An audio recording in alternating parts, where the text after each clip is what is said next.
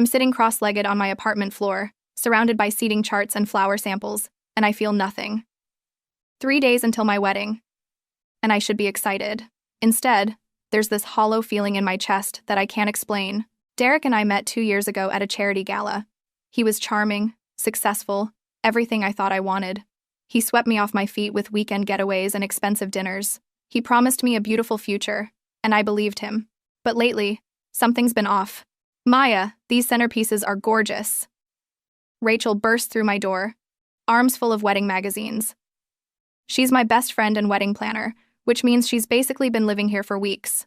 Yeah, they're nice, I say, barely looking up. Rachel sits down beside me, studying my face. You okay? You seem distant. I'm fine, just tired. You know, she says carefully. It's okay to have doubts. Every bride does. I force a smile.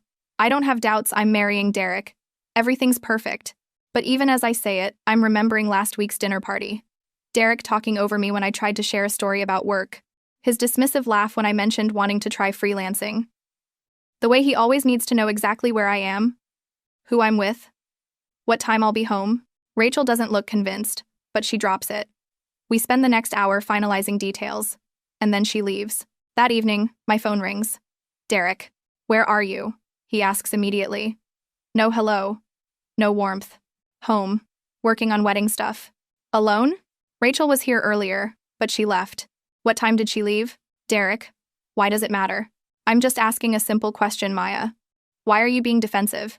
My stomach tightens. This is what he does, turns his interrogation into my problem. She left around 6. And you've been alone since then? For 3 hours? Yes, Derek. I've been sitting in my apartment looking at place cards. He sighs heavily.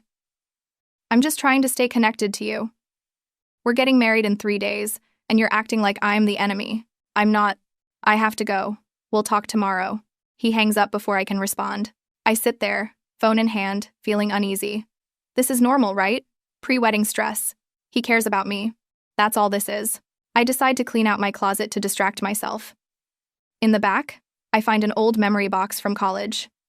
Inside are photographs, concert tickets, birthday cards, and then I see a picture of Alex and me at graduation, his arm around my shoulders, both of us laughing at something ridiculous. Alex. My chest aches with something I can't name. We were together for 3 years, and he never once made me feel like I was being interrogated. With him, everything felt easy. Safe. I stare at the photograph until my vision blurs. I can't stop thinking about Alex. That photograph opened something I thought I'd closed years ago. We met in college, fell in love the way young people do, completely and without fear. We talked about everything. He supported my dreams, never made me feel small. We broke up not because we stopped loving each other, but because life pulled us apart. He got a photography job in Seattle. I stayed in New York for my career. We promised to stay friends, but life got busy. It's been over 2 years since we last spoke. Before I can overthink it, I open my laptop and pull up the wedding invitation file. I type Alex's email address and write a quick note. No pressure. But if you're ever in town, it would mean a lot to see an old friend celebrate this moment. I hit send before I can change my mind. It's about closure, I tell myself. Proof that I've moved on. That I'm happy with Derek. The next morning, my sister Sarah shows up with coffee and bagels. You look terrible, she says, pushing past me into the apartment. Good morning to you too. She sets down breakfast and studies me with those sharp eyes that I've always seen through my bullshit. What's wrong? Nothing. Just stressed about the wedding. Maya. I crack. I invited Alex. Sarah nearly drops her coffee. Alex? Your ex-boyfriend Alex? To your wedding? It's not a big deal. We're friends. It's about closure. Does Derek know? My silence is answer enough. Oh, Maya, this is a terrible idea. Why? Derek should trust me. We're adults. Alex is part of my past, and I want to show him I've moved forward. Or, Sarah says slowly, you're looking for an escape route and don't even realize it. That's ridiculous. Is it? You've been weird about this wedding for months. You never seem excited. And now you're secretly inviting your ex? That's not closure, Maya. That's self-sabotage. You don't understand. I understand that you're about to marry someone who makes you anxious instead of happy. I see how you flinch when Derek calls. How you apologize for things that aren't your fault. Derek loves me. Does he? Or does he love controlling you? Her words hit too close to something I'm not ready to examine. You need to leave. Sarah sighs, but she goes. After she's gone, I check my email obsessively. Nothing from Alex. Maybe he won't respond. Maybe this was all stupid. Then, late that afternoon, my inbox pings. Congratulations, Maya, I'll be there. My heart pounds. I don't know if I'm relieved or terrified. 2 days before the wedding, we're at the venue for the final walkthrough. Rachel is checking lighting, Derek's best man Marcus is testing the sound system, and Derek's parents have just arrived. Patricia Morrison sweeps in wearing designer everything and a look of permanent disapproval. She's never liked me. I'm not from the right family, don't have the right connections. Oh, she says, surveying the floral arrangements. How? Quaint. I feel myself shrinking. I thought they were elegant. I suppose for a casual affair. Derek appears beside his mother. Mom's right. These feel a bit underwhelming. Let's upgrade to the premium package. But Derek, we agreed on these. I love them. He doesn't even look at me. Marcus, can you call the florist? Tell them we need the roses, not these daisies. Just like that, my choice is erased. Patricia moves on to the table settings. The lighting, the menu, criticizing everything I've chosen. Derek agrees with every single criticism, changing decisions without even consulting me. Rachel catches my eye, her expression furious on my behalf, but I shake my head slightly. Don't make a scene. Later, Derek drives me home. I'm trying to find the right words to explain how hurt I feel, but I'm scared of his reaction. Your mom was kind of harsh today, I say carefully. His hands tighten on the steering wheel. She's trying to help. It felt more like she was criticizing everything Oh my God, Maya, seriously? You're really going to make this about you right now? I flinch at his tone. I'm not making it about me. I am drowning in stress trying to make sure this wedding is perfect, and you're whining because my mother has opinions? Do you have any idea how much pressure I'm under? Derek? I'm stressed too. You're too sensitive. Everything is a personal attack with you. My mother wants the best for us, and instead of being grateful, you're sulking like a child. His knuckles are white on the wheel.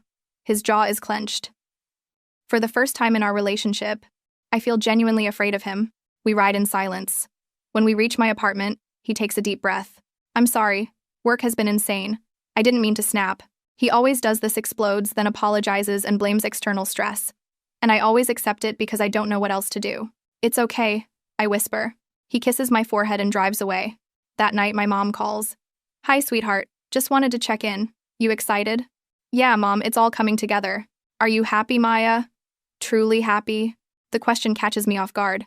My voice cracks when I answer. Of course. There's a pause. Okay, honey, I love you. After we hang up, I lie in bed staring at the ceiling. I should tell Derek about Alex. But the thought of his reaction makes my chest tight with anxiety. I imagine his anger, his accusations, his cold silence. I can't do it.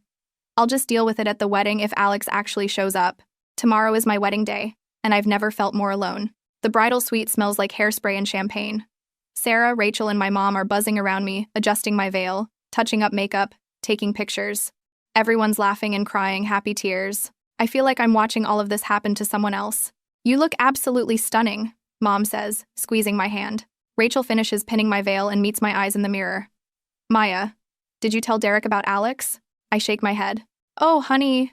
It'll be fine. Maybe Alex won't even come. Sarah pulls me aside, away from the others. Maya, listen to me. It's not too late to postpone this. You don't seem like yourself. You seem scared. I'm not scared, I'm just nervous. That's not nervous. That's terrified. There's a difference. Sarah, stop. The church is full. The deposits are paid. Derek's family is here. I can't just... Yes, you can. You absolutely can. But I can't. The thought of the embarrassment, the wasted money, Patricia's smug satisfaction. I can't do it. I'm getting married. I say firmly. Everything's fine. Sarah looks like she wants to argue, but Mom calls us back. The ceremony begins. I walk down the aisle, my hand trembling on my father's arm. I scan the pews, almost hoping Alex didn't come. But there he is, sitting near the back.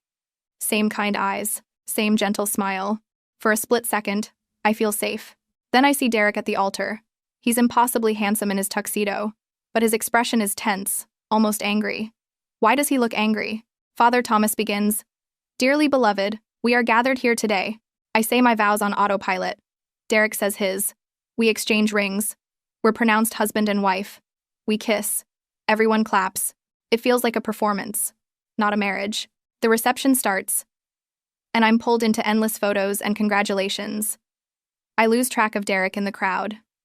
Then, during cocktail hour, I see him across the room. His face is suddenly red, his eyes locked on something with terrifying intensity. I follow his gaze. He's staring directly at Alex, who's chatting casually with some guests near the bar.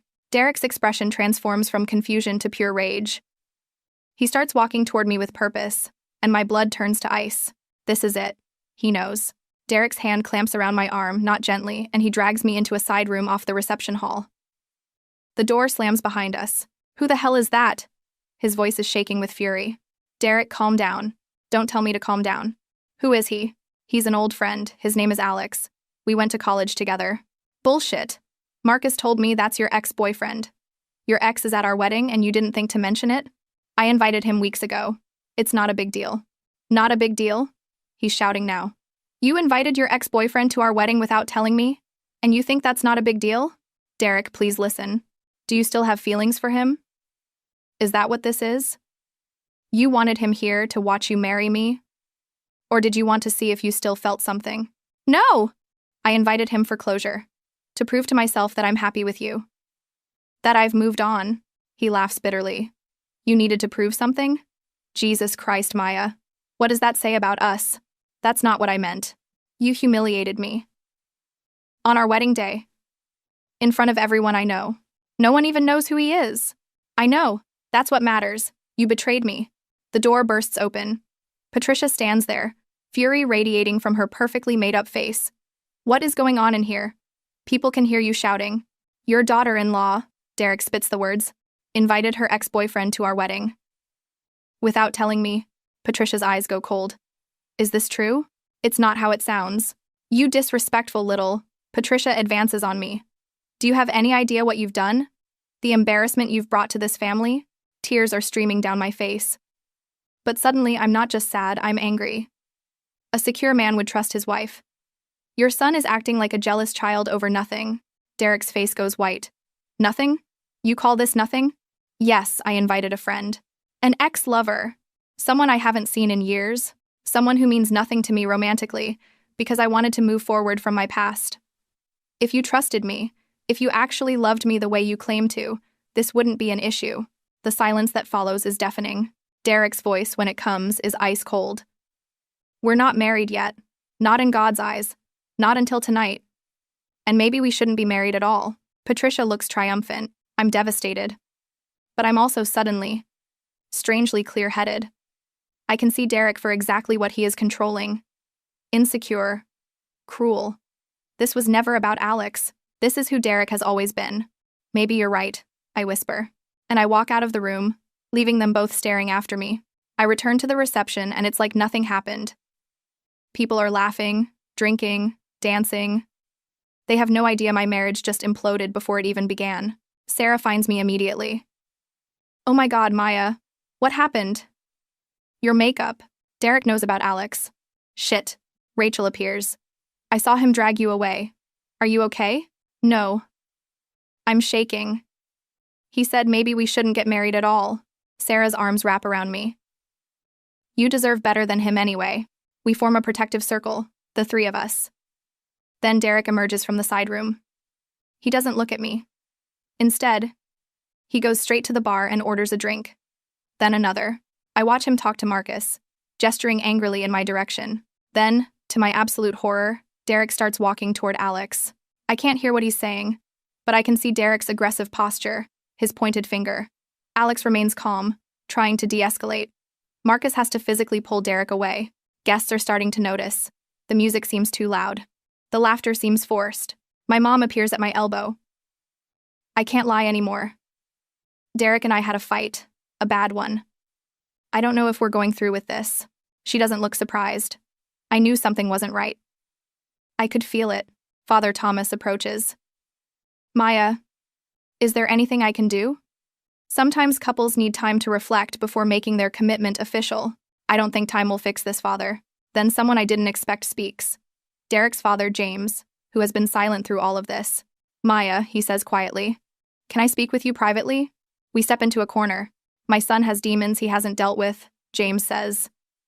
I've watched him hurt people his entire life because he can't control his jealousy, his need to dominate.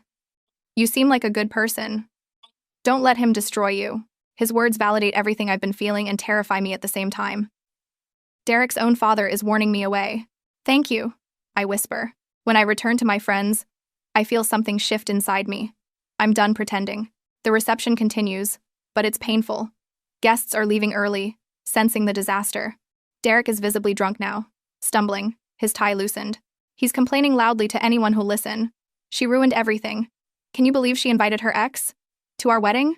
Marcus and James try to control him, but Derek pushes them away. Then he does something unforgivable. He stumbles to the microphone on stage. The music cuts off. Ladies and gentlemen, Derek slurs, I'd like to make a toast to my beautiful bride who invited her ex-boyfriend to our wedding without telling me. The room goes silent. She's full of secrets, my Maya. Makes you wonder what else she's hiding. Makes you wonder if she ever really loved me at all. I'm frozen. Humiliated. Everyone's staring. Sarah tries to get to the stage, but Patricia blocks her. A small smile on her face. She's enjoying this. Then Alex moves. He walks calmly to the stage, gently takes the microphone from Derek's hand. I think we should all give the family some privacy, Alex says to the room. Thank you for coming. It's simple, dignified. Guests immediately start gathering their things, relieved to have permission to leave. Alex approaches me. Are you okay? I break down completely, sobbing.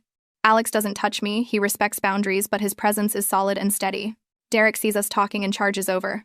But Marcus and James physically restrain him, dragging him to a back room. Patricia follows, throwing me a look of pure disgust. The reception hall empties. I'm left standing in my wedding dress, surrounded by half-empty champagne glasses and wilting flowers. This was supposed to be the happiest day of my life. Rachel and Sarah take charge, dismissing the remaining staff and vendors. My mom stays close, her hand on my back. I collapse into a chair at the head table. My wedding dress feels like a costume now. Alex hasn't left. He's been quietly helping clean up, stacking chairs, collecting abandoned gifts. It's so like him. Finally, he sits down across from me. Maya, I need to tell you something. I almost didn't come today. Your email worried me. It sounded like you were trying to convince yourself of something. His honesty breaks me open. You're right. I've been ignoring warning signs for months. I was afraid to be alone. Afraid to admit I made a mistake. We talk for an hour, not as ex-lovers, but as two people who genuinely care about each other. Love shouldn't feel like walking on eggshells. Alex says, you deserve someone who celebrates your independence, not someone who tries to control it. Before he leaves, he hugs me briefly. You're stronger than you think, Maya. You'll get through this. After he's gone, Derek emerges from the back room. He's sobered up slightly, his hair disheveled, his eyes red. Maya, I'm sorry. I overreacted. But you have to understand you provoked this by inviting Alex. We can work through this. We'll postpone the legal ceremony, go to counseling. I look at him, really look at him, and realize I don't love this man. I don't even like him. I was in love with the fantasy, with being chosen, with the fairy tale. No, I say. What? No, we're not working through this. We're not postponing anything. We're done. His face cycles through emotions, shock, denial, anger. You're overreacting. I'm finally reacting appropriately. For the first time in our entire relationship, I'm choosing myself. You can't be serious, Derek says. After everything I've done for you, the money I've spent on this wedding, the money you spent to control me, to create a perfect image. Maya, please, I love you. No, Derek, you love controlling me. There's a difference. He tries bargaining, guilt-tripping, reminding me of what people will think. But his tactics don't work anymore. I feel clear-headed for the first time in years. Patricia returns, screaming, You ungrateful little brat. We'll sue you for breach of promise. You'll pay for every penny of this wedding. James quietly tells his wife to stop. She looks shocked. Go home, Maya, James says to me. Don't let us keep you here another minute. In the bridal suite, Sarah and Rachel help me out of my wedding dress. The symbolism isn't lost on any of us. I put on regular clothes and immediately feel lighter. We leave through a side exit. As we drive away, I look back once at the venue, then tell Sarah to keep driving. My phone explodes with texts, supportive, judgmental, from Derek alternating between apologetic and accusatory. I turn it off.